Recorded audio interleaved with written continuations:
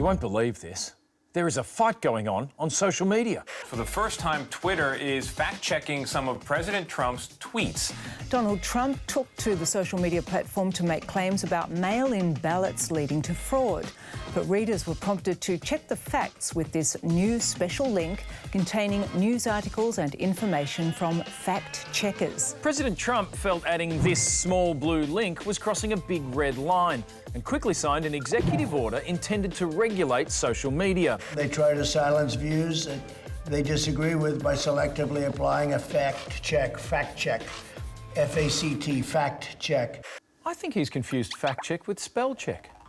Fact-checking a false tweet has reignited the debate about whether social media companies should have to stop lies spreading on their platforms, particularly lies by politicians. In the blue corner is Twitter, which has started fact-checking some out-and-out lies, including by the president. And in the slightly darker blue corner is Facebook, which say that accuracy is not its responsibility.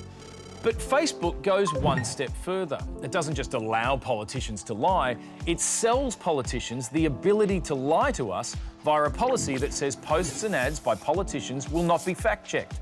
And CEO Mark Zuckerberg wanted Trump to know this. I just believe strongly that Facebook shouldn't be the arbiter of truth. We've been pretty clear on our policy that we think that it wouldn't be right for us to do fact checks for politicians. Facebook's policy has meant it has refused to remove or fact-check Trump campaign ads with false claims against Joe Biden and kept up videos of Nancy Pelosi that have been manipulated to make her seem drunk. We want to give this president the opportunity. It also won't take down these photos of me where I was manipulated by alcohol to be drunk.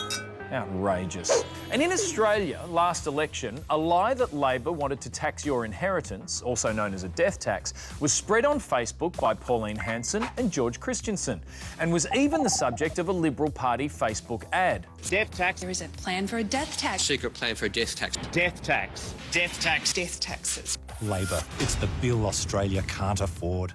All of these posts are still up without any fact checks, even though Facebook has said it knows they are false. Now, I'm not saying Bill Shorten's fake death tax policy decided the election. Far more damaging was Bill Shorten's policy of being Bill Shorten. But Facebook has 2.6 billion monthly users, many of whom use it to get their news. So it's dangerous that the company seems so happy to just sit back and allow itself to become a disinformation for profit machine. But while Facebook won't do anything about political lies, there is one area where Mark Zuckerberg has shown he really does care about the truth. In Facebook, the big priorities have been when people search for coronavirus information, that they are getting accurate information. This is a really high priority for us, and we're taking that very seriously. But not serious enough to spread out a bit around that giant table. When it comes to coronavirus, Facebook has a policy of actively trying to find and remove false information, such as that gargling with salt water can prevent coronavirus, or that inhaling the steam of orange peels can too, or even that taking cocaine will cure the virus, which is not true. It just makes you more confident you'll survive it. Mark Zuckerberg has shown that he can enact policies designed to stop misinformation on Facebook, if only he cared as much about political lies as he does about flattening the COVID curve. So maybe we need to explain political misinformation to him in coronavirus terms. This is the bullshit curve of all the lies spread around Facebook by politicians, political parties and grandma. And this line is the maximum capacity of honest people to debunk these lies.